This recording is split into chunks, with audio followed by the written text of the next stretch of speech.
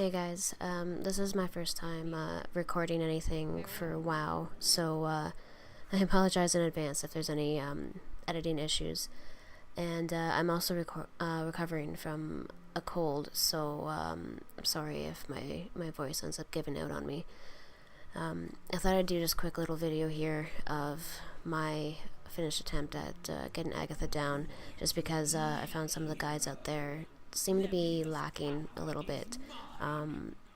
Like there are things that guides were talking about that weren't really the case with how my fights were going, so I was pretty confused and had to figure it out a lot myself. There's my talents there, just a quick little view of those. Honestly, some of them I didn't really even end up really using, so some of it can be just up to your own discretion. The ones I would definitely recommend would be Displacer Beast. Can be very helpful for Phase 2. I don't think I used it as much as I should have, because it's not a talent I usually go for, so I forgot I even had it half the time.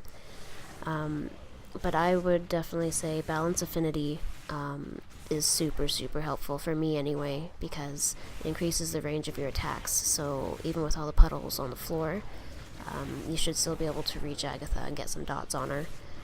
Typhoon was a good secondary interrupt, and it would help move the Fuming Imps out of the way and try to get some of the puddles off the floor. And Brutal Slash, I guess, would be my other go-to for sure. It's super powerful AoE, and you get a couple stacks of it. You can easily take out imps with it. So those would be my main suggestions. The other ones really, I think, is more just up to you and your playstyle, what you're comfortable with. So here you see she has a purple shield on her that happened when her energy hit 100%. That shield makes her uninterruptible, and you see she's also casting Dark Fury. Dark Fury is a spell that will completely just annihilate you, and it's a spell that pretty much caused all my other wipes. And you see here she's been casting it for a while, and I just only now interrupted her. It's very easy to kind of lose track of things in this fight, but so long as you interrupt it eventually, you should be okay, but it will start to rack up, and you'll start to see that you're just losing big chunks of health and you can't get past it. You might have noticed too, after her big purple shield was down, she seemed to have another sort of a white shield on her. Now that's something that confused me a lot during my fights. That white shield, you can still interrupt her during it. I didn't realize that. That white shield just prevents her from taking any damage. That's a shield that the Umbral Imps will put on her. So once I figured that out, the fight did start to make a little bit more sense. Hopefully that can help you guys out too, because that was one of my major issues, was just kind of figuring out what shield did what, and I didn't even realize there was two different types of shields. You can see it again here. She had an Umbral Imp up and had that white shield on her as I narrowly miss a boulder. So once the Umbral Imps are down, you should still be able to damage her again, and the purple shield only comes up when she reaches 100% energy. That purple shield, you can't interrupt her Dark Fury during it. So your best bet is to maybe just try to toss a couple dots on her, and hope that she's not already deep into a Dark Fury cast by that point. And then it'll come off her eventually, and then you can just go back to DPSing as normal. Only other suggestions really is take out the Umbral Imps whenever you see them, as the second they come up. And then the Fuming Imps are the ones that'll come at you and explode. I would say, would definitely be your second priority. It is a little bit easier to ignore them if you have the Balance Affinity talent, because I end up not really ever being out of range, even with all these puddles on the floor. So, I mean, again, that can be up to your playstyle and what works for you, but I found taking that talent helped me immensely. So, if you can take them out, or even just Typhoon them off the edge maybe, I would definitely suggest doing that. But otherwise, you can probably just go with Agatha and the Umbral Imps. The ones that supposedly heal her, it's really just negatable. They don't seem to do a whole lot.